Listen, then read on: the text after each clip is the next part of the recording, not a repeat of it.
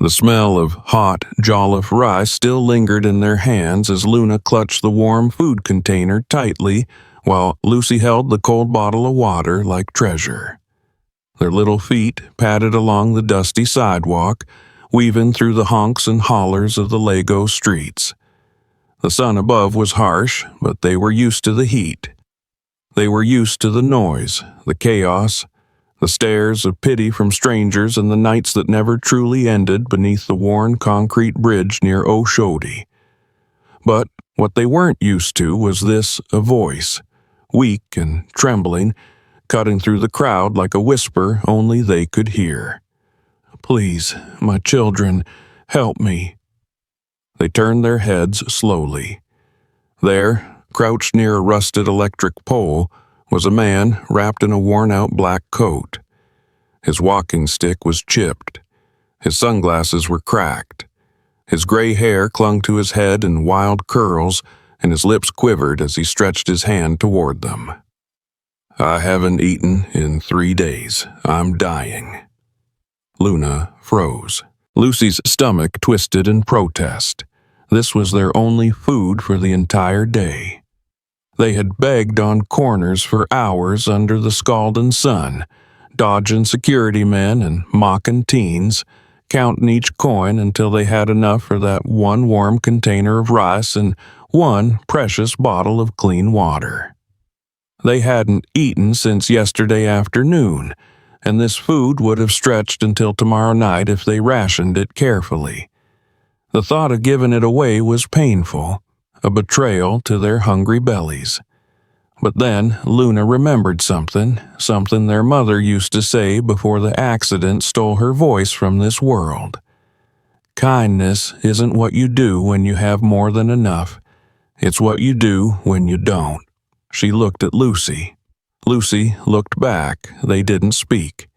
Then Lucy knelt quietly and placed the jollof rice into the man's trembling hands. Luna followed, giving him the water with both hands. The man's fingers closed around the food slowly, as if unsure it was real. "You're giving this to me?" he asked in disbelief. "Yes, sir," Luna replied softly. "Please, eat." He didn't wait. He opened the container and began devouring the food with desperate energy, grains of rice falling onto his lap, water spilling as he drank between mouthfuls. The girls watched silently, their stomachs cramping with hunger, yet their hearts strangely warm. When he was finished, the man leaned back with a sigh so deep it seemed like the first breath of someone being reborn. "You saved me," he murmured. "And you saved us," the girls replied, smiling. "Goodbye, sir," Lucy said, grabbing Luna's hand. But just as they turned to leave, his voice came again, this time stronger. "Wait. Please, what are your names?" The girls paused. "I'm Luna," she said. "I'm Lucy," the other one added. The man's eyes widened behind his cracked sunglasses. "Luna and Lucy? Twins?" They nodded. "Where are your parents?" he asked softly. Their smiles faded. "We don't have any," Luna answered. "They died in an accident 2 years ago." "And where do you live?"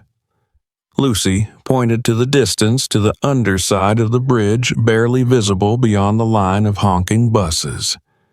"Under there?" The man went silent, a long, heavy silence. Then, slowly, he took off his dark glasses. His eyes weren't blind. They were clear, sharp. They sparkled in the sunlight like polished glass. He stood up straighter, taller, adjusting his worn coat and pulling something from the inside pocket. A phone. He dialed quickly. "Tell the convoy," he said simply. "I found them." The girls froze. Who are you?" Luna asked, stepping back. The man smiled, a smile that was calm but powerful. "My name is Maxwell Jonathan. I'm not blind, and I'm not a beggar." Lucy blinked. "You're not?" "No. I'm the CEO of Maxwell Automobiles. You've probably heard me on the radio or seen me on billboards." He turned and pointed just above their heads. There, rising above the rusty traffic sign, was a giant board with his face on it, the same face as the man standing in front of them. You're that man," Lucy gasped. Luna's mouth hung open. "The rich man on TV." Maxwell laughed softly. "Yes, that's me.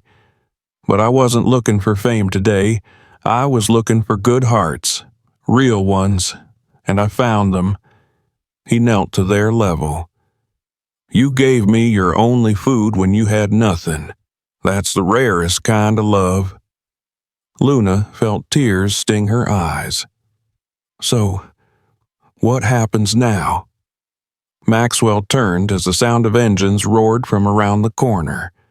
A convoy of black SUVs rolled to a stop beside them. Men in suits stepped out, one opening the door to the middle car.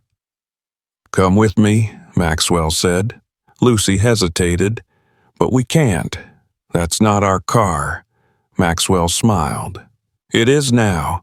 From today, your lives will never be the same." He held out his hand. Luna looked at it. Her hand trembled. Then she placed her fingers into his.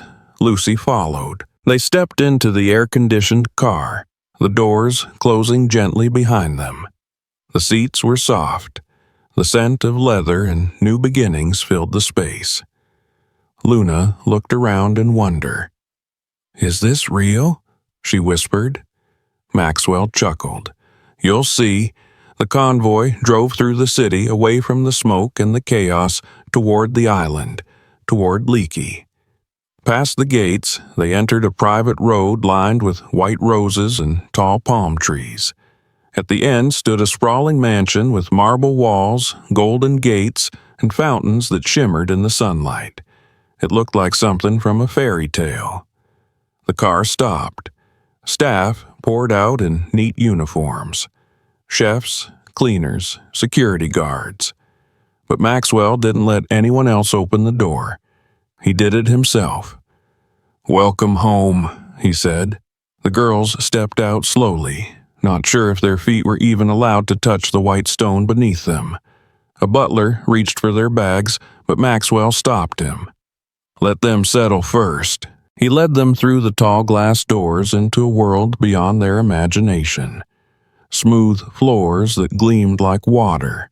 Chandeliers that looked like golden trees turned upside down. Paintings of powerful people stared from the walls, but none with eyes kinder than Maxwell's. "Are we dreaming?" Lucy whispered. Maxwell bent down and smiled. "No, sweetheart. You just woke up." Suddenly, a tall woman in a sharp blue suit appeared with a digital tablet. "Sir, I've prepared the rose room as requested." Maxwell nodded. "Good." He turned to the girls. "You'll sleep in the rose room tonight. But first, let's eat." Their stomachs grumbled in reply.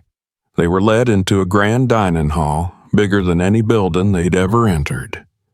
A long table stretched the length of the room, covered in silverware and steaming dishes. Fried rice, grilled chicken, fresh fruit juice. Lucy clutched Luna's hand. "Is this for us?" Maxwell nodded. "Yes, eat as much as you want." But just as they were about to sit, Luna paused. She looked up at him. "Why are you doing this?" His smile faded slightly. He pulled a chair for himself, sat across from them, and folded his hands. "Because I was once like you." They stared. "I was an orphan, too, slept on buses, stole bread to survive, until one day a woman gave me food, and she told me, 'Someday, when you make it, find others like you and lift them up.' I never forgot. You reminded me of her. That's why." Luna sat down quietly. Lucy followed, and for the first time in 2 years they ate a full meal, surrounded by warmth, without fear of being chased, robbed, or mocked. When the last grain was gone, a maid led them upstairs. The rose room was soft pink and glowed with tiny night lights shaped like stars. 2 beds, blankets embroidered with tiny flowers, a bookshelf with dolls, and a bathroom that smelled like strawberries. As they climbed into bed, Maxwell peeked in. "Good night, my stars." "Good night, sir," they chorused. Just before he shut the door, Luna sat up. "Wait," he turned. "Yes? Are we really staying here?" Maxwell's eyes turned serious. "If you want to. This home is yours now." But he hesitated. "But what?" Lucy asked.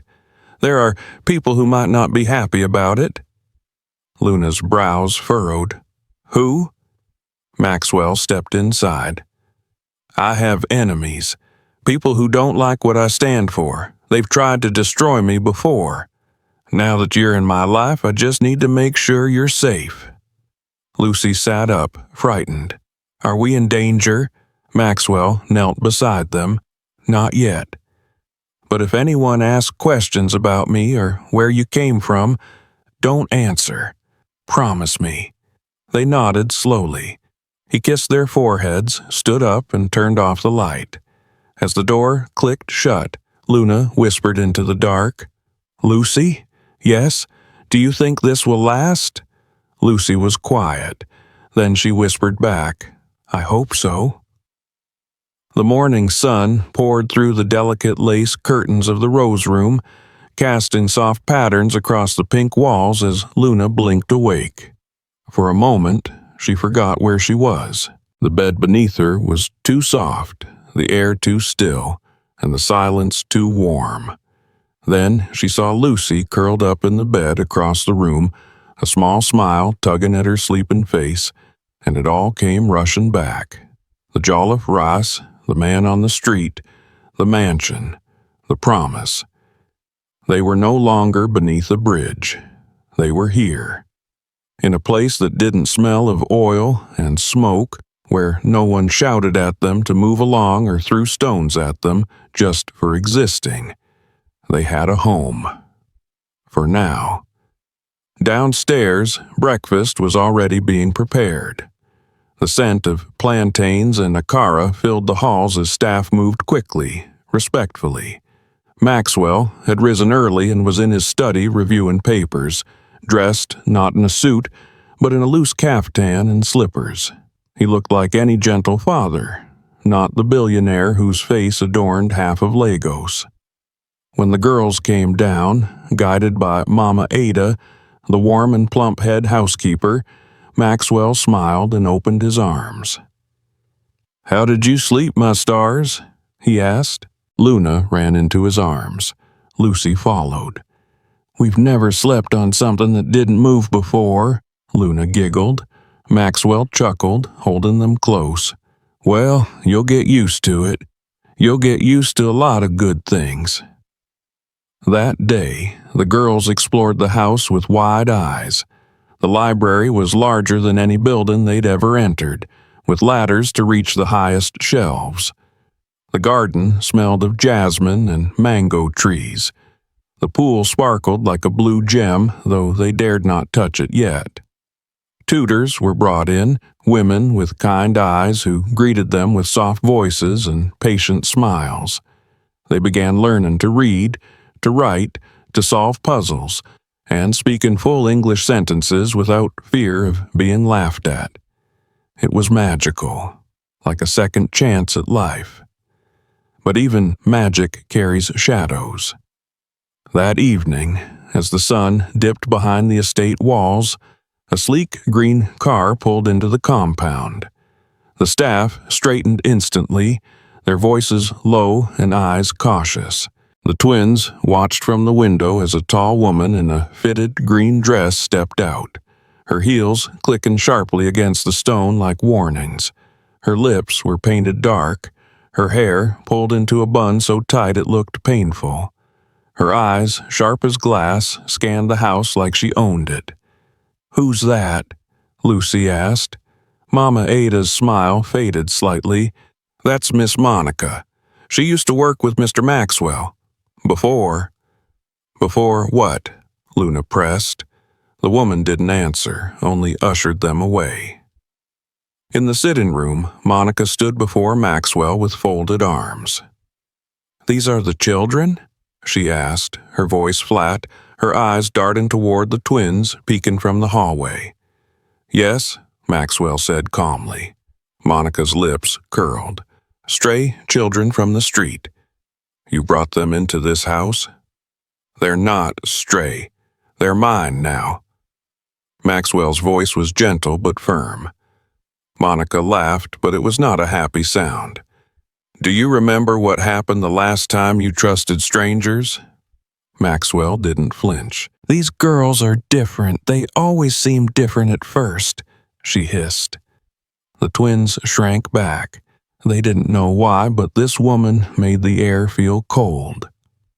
That night, while Luna slept soundly in her bed, Lucy woke to a dry throat and tiptoed toward the kitchen. The halls were dark, but she knew the path now. As she rounded the corner, she heard a voice.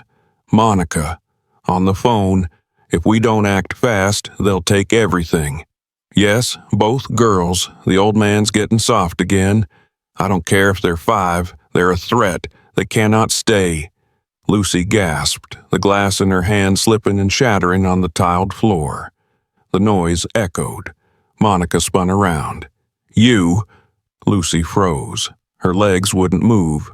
Monica stormed forward and grabbed her arm tightly. "What did you hear?" "Nothing," Lucy whispered. "Nothing, I swear. Don't lie to me," Monica hissed. "If you think you can just walk in here and replace, let her go." Luna's voice rang out like thunder as she sprinted into the hallway and shoved Monica's arm. The push was small, but it broke the grip. Monica stumbled back, shocked. Guards came rushing in. Maxwell arrived seconds later, eyes blazing. "What's going on?" he demanded. "She tried to hurt Lucy," Luna shouted. Monica pointed a trembling finger. "She was snooping. She heard me on the phone. She's already causing problems." Maxwell stared at Lucy, then at Monica. "Go to your room, Monica." "Excuse me?" "I said go." Monica's face darkened, her teeth clenched. She turned and stormed off without another word. Maxwell dropped to his knees and pulled the girls into his arms. "I'm sorry. I shouldn't have brought her here." "Who is she?" Luna asked softly. "Someone I used to trust. Before I learned who she really was." Lucy's voice trembled. "She said we're a threat." Maxwell held them tighter. "Because you matter to me. And people like her don't want me to care about anyone. They only care about power." He stood and barked orders to the head of security. "Double their protection. I want guards outside their door every night. No one gets near them unless I approve it." That night, 2 men in black suits stood like statues beside the rose room. The girls slept with the light on for the first time, feeling that this fairy tale might be more fragile than it seemed. Lucy whispered into the darkness, "Do you think she'll hurt us?" Luna was silent for a long moment. "She can try, but we have each other." Outside their door, Maxwell stood quietly, hand still on the knob, his phone vibrating in his pocket. He pulled it out and read the message. "They're watching. You've made a mistake bringing those girls in." Maxwell's jaw clenched. He turned and walked down the hallway, unaware that the storm had already begun. The Rose Room was unusually quiet that morning, even for a house wrapped in soft linens and muffled footsteps. Lucy stirred first, rubbing her eyes and blinking against the golden sunlight that filtered through the curtains. She turned to the other bed, expecting to see Luna's tangled curls peeking from the covers. But the bed was empty. She sat up. The blanket was perfectly tucked. No shoes on the floor, no hairbrush on the dresser, no Luna. Her heart beat faster. She slipped out of bed and padded to the bathroom. Empty. She called softly. "Luna?" No answer. Her chest tightened. She opened the door and peeked into the hallway. It was eerily silent. Where were the guards? There were supposed to be guards every night. That's what Maxwell had promised. But the hallway was empty. Cold. Lucy ran. Downstairs, the scent of breakfast drifted from the kitchen, but she didn't stop. "Mama Ada," she cried as she found the housekeeper folding napkins near the dining room. "Where's Luna?" Mama Ada frowned. "She's not in your room?" Lucy shook her head, panic rising in her throat. Mama Ada turned pale. "Stay here." She rushed off. Within minutes, the mansion erupted in quiet chaos. Security officers swept every hallway, opened every room, reviewed every camera feed. Maxwell stood at the center of it all, fists clenched, barking orders with a voice that shook the marble floors. Then the footage came. The tech team froze the screen. It was 3:42 a.m. A tall figure in black moved silently through the hallway, pausing briefly outside the Rose Room. The corridor cameras went black after that. All except one, slightly angled, which caught a glimpse of her face. Monica. She was holding Luna's hand. Luna was barefoot, half asleep, being led down the west corridor, a private exit. One only Maxwell and a few trusted staff had access to. Maxwell slammed his fist into the table. She took her. He turned to his assistant. "Lock every gate. Alert the police. Send drones. Track her. I want eyes in the sky within 10 minutes." Lucy stood in the doorway, her face pale. Her voice barely rose above a whisper. "She took my sister." Maxwell knelt in front of her. "I promise you, Lucy, I will bring her back." "But why?" Lucy choked. "Why would anyone take us?" Maxwell looked at her, then stood. "Because you were never just ordinary girls. You were always special, and now someone's afraid of what you might become." Meanwhile, across the city in a warehouse dimly lit by a single flickering bulb, Luna opened her eyes. The room was small, windowless, the walls damp and metallic. A thin mattress lay beneath her. Her shoes were gone. Her wrists hurt. The last thing she remembered was being pulled gently from her bed, someone whispering everything was all right, and the world fading to black. The door creaked open. Monica entered, her heels clicking against the concrete floor. "Hello, Luna." The little girl didn't answer. She sat up slowly, her eyes wide but unblinking. "You're probably wondering why you're here." Monica smiled without warmth. "Don't worry, I won't hurt you. Not unless you make me." Luna didn't flinch. Monica began pacing. "Your precious Mr. Maxwell took something from me. Everything he has should have been mine. The company, the house, the name. But he gave it all up for two little girls from under a bridge.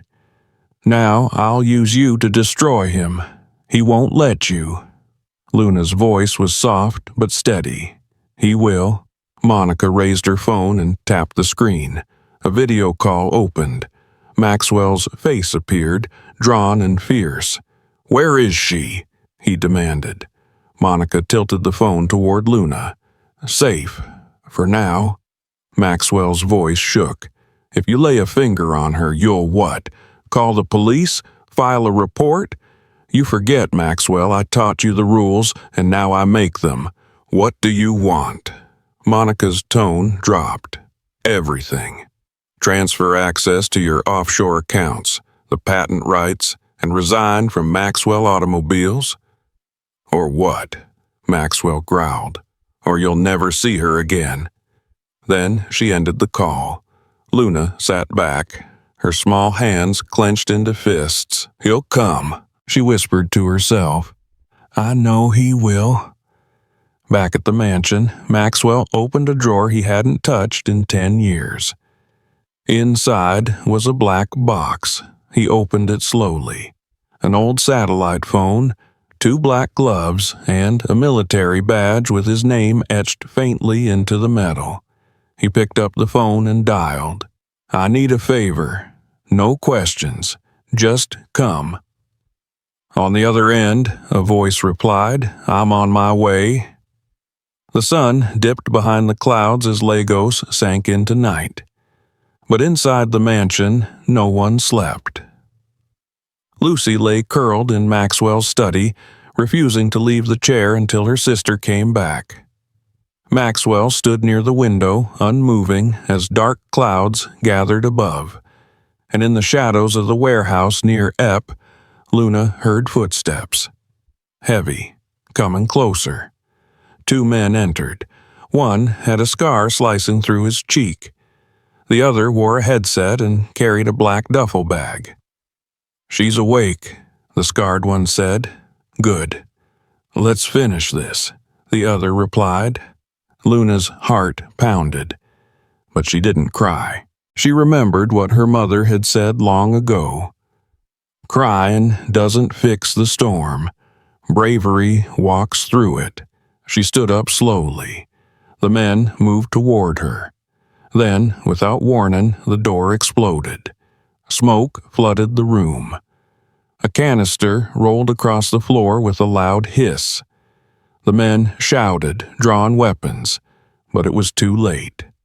3 figures in tactical gear stormed in, precise and silent. One knocked the scarred man to the ground. The second disarmed the other with a single blow. The third moved straight to Luna and lifted his helmet. It was Maxwell. "Let's go home," he said, his voice breaking. Luna threw herself into his arms. "I knew you'd come. Always." The sky was just turning gold as the convoy returned. The mansion gates opened slowly, and Lucy, still in her pajamas, raced down the marble stairs barefoot. When she saw the black SUV stop and the door swing open, she screamed, "Luna! Lucy!" The twins ran into each other's arms and collapsed on the floor, sobbing, laughing, their small hands clutching each other as if afraid it was a dream. Maxwell stood behind them, bruised but smiling.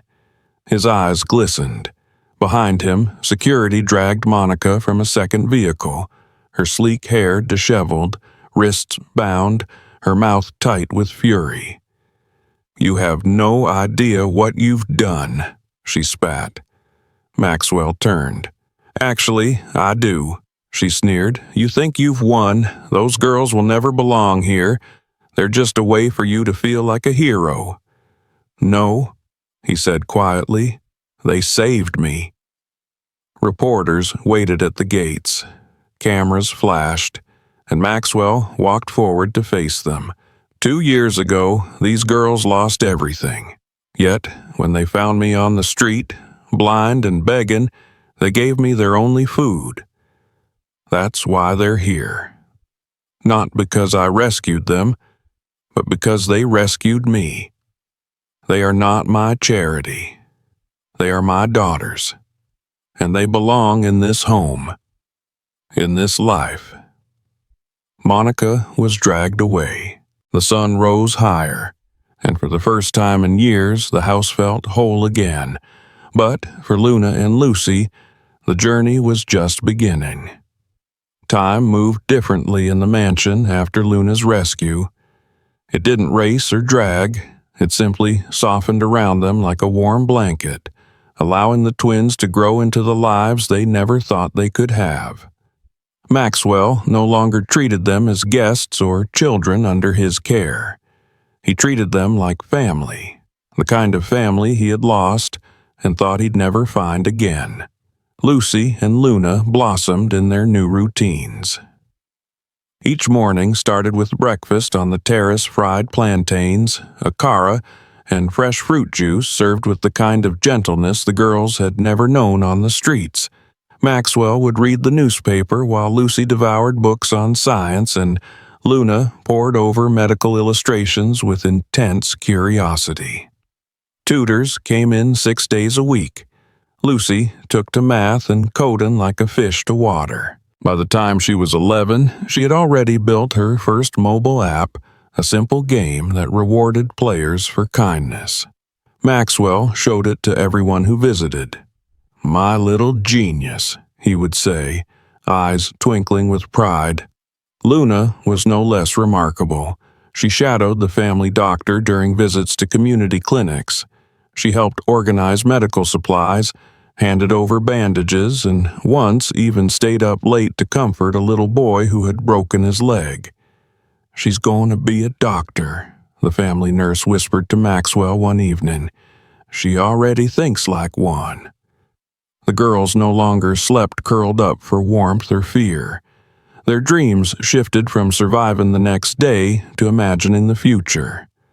They laughed more, ate more, trusted more.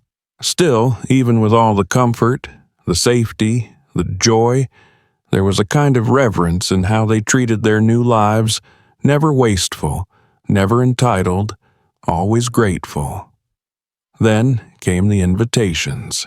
Lucy was selected for an elite summer camp for young innovators in Cape Town. Maxwell hesitated at first, worried about letting her travel so far alone. But when he saw the light in her eyes, the same spark he had once seen in his own daughters long ago, he nodded. "Go, shine bright." The day she left, Luna cried. Not because she was jealous, but because for the first time in years, her twin wouldn't be beside her at bedtime. Maxwell sat beside her on the garden bench that evening, the sky turning lavender above them. "You'll both have your own paths," he said, "but you'll always find your way back to each other." Luna threw herself into her studies. With Lucy gone, she began volunteering more at the community clinic. Her quiet compassion made her loved by patients and staff alike. One afternoon, a pregnant woman staggered into the waiting room holding her belly, screaming in pain. The doctor was still on his way. Without thinking, Luna took charge. She remembered everything the nurse had taught her: how to prepare clean sheets, how to breathe with the mother, how to keep her calm. When the baby was born, pink and crying, Luna sat down in the corner and sobbed with joy. That night, Maxwell hugged her tighter than he ever had. "You've always had a healer's heart," he whispered. Seasons passed. Lucy returned home taller, bolder, filled with stories about technology, lectures, mentors, and late-night coding marathons. She soon became the youngest intern at a leading tech firm in Africa. Meanwhile, Luna earned a scholarship to study medicine at one of the country's top universities. The twins came home every holiday, rushing into each other's arms at the gate as if no time had passed. Rose's room remained theirs unchanged, untouched, still smelling faintly of strawberry soap and jasmine. Maxwell watched them grow with pride and a twinge of sadness. His beard had turned grayer, his steps slower, but his heart had never been more full. He no longer attended board meetings. Instead, he spent his days tending the garden, reading letters from his late wife, and sometimes just sitting silently on the veranda, watching the wind ripple through the trees. Then came love. Lucy brought home a young man named Martins, a chemical engineer with kind eyes and a quiet laugh. Maxwell scrutinized him during dinner, saying nothing until the plates were cleared. Then he said simply, "If you break her heart, I'll have no mercy." Lucy burst out laughing. She knew that was his blessing. Luna, too, found love in a man named David, a pediatrician who spoke with his eyes more than his mouth and had a way of calming even the most frightened child. When David knelt in front of Maxwell and asked for permission to marry her, Maxwell said, "Only if you promise to put her heart before your own." And David did. 2 weddings followed in 2 glorious years. The entire city seemed to pause to celebrate the twins who had once been invisible. Guests wept during the vows. Staff members took photos like proud uncles and aunts. Maxwell walked each daughter down the aisle, one arm trembling, the other steady, whispering as he kissed their foreheads, "You are everything I hoped the world would be." Months later, Lucy gave birth to a baby girl and named her Amanda, after the mother she barely remembered. Luna gave birth to a baby boy and named him Benner, in memory of the father who once held their hands in dreams. One golden afternoon, the sisters returned to the mansion with their husbands and babies. The garden was lush, the mango tree heavy with fruit, and the air filled with giggles as Amanda and Benner toddled across the grass. Lucy sat beside Luna on the old bench holding her sleeping daughter. "Do you remember the jollof rice?" she asked with a laugh. Luna nodded, tears in her eyes. "We never got to eat it, but it saved our lives." They grew quiet. Then Luna whispered, "Do you think Mama and Papa would be proud?" Lucy looked at the 2 little children playing under the same sun that once beat down on them under a bridge. "I think they've never stopped watching." Maxwell stepped out then, older now, silver crowning his hair, but still tall and strong. He walked toward the bench, flanked by Martins and David, both laughing about something one of the kids had said. Maxwell sat down with a long breath, looking around at the life he never thought he'd live again. "What should we do next?" he asked. Lucy smiled. "We should build a home," Luna added, "for children like us, the ones nobody sees." Maxwell's eyes filled with tears, but his smile never wavered. "Then let's do it, together." The decision to build the home came like a whisper, but its echo rang louder than any grand announcement. They called it the Amanda Jonathan Foundation, not just to honor the memory of their parents, but to carry forward the very act of kindness that had changed their lives. Maxwell gave the land a beautiful stretch near the Lecky Lagoon, where trees danced in the breeze and the birds never seemed to stop singing. Lucy designed the building's tech infrastructure, ensuring every child would have access to digital learning, while Luna oversaw the health and wellness facilities, creating a small clinic that would never turn away a sick child. Construction began within months. The twins spent their weekends on site, helping paint the nursery walls, testing the beds, reading stories to the first few orphans taken in even before the paint dried.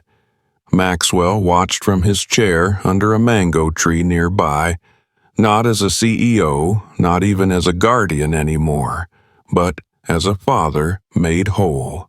He saw how Amanda held Lucy's hand and mimicked her every step, how Benner followed Luna around the garden, asking questions she never tired of answering. His voice grew raspier with age, and his walks became shorter, but his heart remained stronger than ever. The girls grew too. Lucy became a director at a prominent software firm, creating programs that helped underprivileged students learn coding from mobile devices. Luna graduated with honors and began working full-time at a children's hospital, often using her weekends to volunteer at rural medical drives. But every Sunday, without fail, the entire family returned to the mansion, now less a palace and more a gathering place of warmth, memory, and shared history. They would eat dinner together, laugh over old stories, and tuck their children into the very beds they once slept in. Then, one evening, as the sky painted itself in bruised purple and fading gold, Maxwell sat them all down in the garden. He looked thinner than usual, but his smile still reached the corners of his eyes. "My stars," he said, looking at Luna and Lucy, You have turned the storm into shelter. You have done what even I could not." The girls exchanged glances, unsure of why he sounded like he was saying goodbye. "I won't be here forever," he continued gently. "But I want you to know I'll leave this world better because you are in it." That night, they stayed up late, recounting the old stories. The bridge under Oshodi, the jollof rice, the fake blindness, the first car ride, the rose room, and the night Luna disappeared and came back braver than ever. They laughed. They cried. And then they held each other until the candles on the table burned low. A few weeks later, Maxwell passed away peacefully in his sleep, in the very room where he had once kissed his daughters goodnight. There was no media circus, no business frenzy, just a quiet funeral in the garden, attended by hundreds of children, staff, and families whose lives he had touched. The twins stood side by side, holding each other's hands, wearing white. Lucy held a framed photograph of Maxwell standing beside them in front of the Amanda Jonathan Foundation. Luna read the eulogy, her voice steady even as tears streamed down her face. "He taught us that kindness is strength, that the heart sees more than the eyes, that love is not what you say, but what you give. And he gave us everything." Years passed. The foundation grew, opening new branches across Nigeria, then Ghana, Kenya, and beyond. Amanda and Benner grew into bright, compassionate teenagers. Amanda built a language translation app for refugee children. Benner led a health drive that saved dozens of lives in a flood-struck village. The legacy did not end. It only multiplied. One rainy afternoon, a young girl knocked on the gates of the original Amanda Jonathan home. She was barefoot, soaked, trembling, holding her little brother's hand. She said nothing, just looked up at the guard with eyes that had seen too much. Inside the foundation's common room, Amanda, now in her 20s, looked up from her desk and walked toward them. She knelt, just like Maxwell once did, and held out her hand. "Come in," she said softly. "You're home now." In another wing, Benner helped prepare hot jollof rice. He smiled as he packed the meals, remembering the day that had changed everything. As he passed by the kitchen window, he saw the new children being led to their bunks and thought, this is how it all began. And so the circle continued, not because of money, not because of power, but because two little girls once chose kindness when they had nothing. And in doing so, they built a world where no child would ever be invisible again.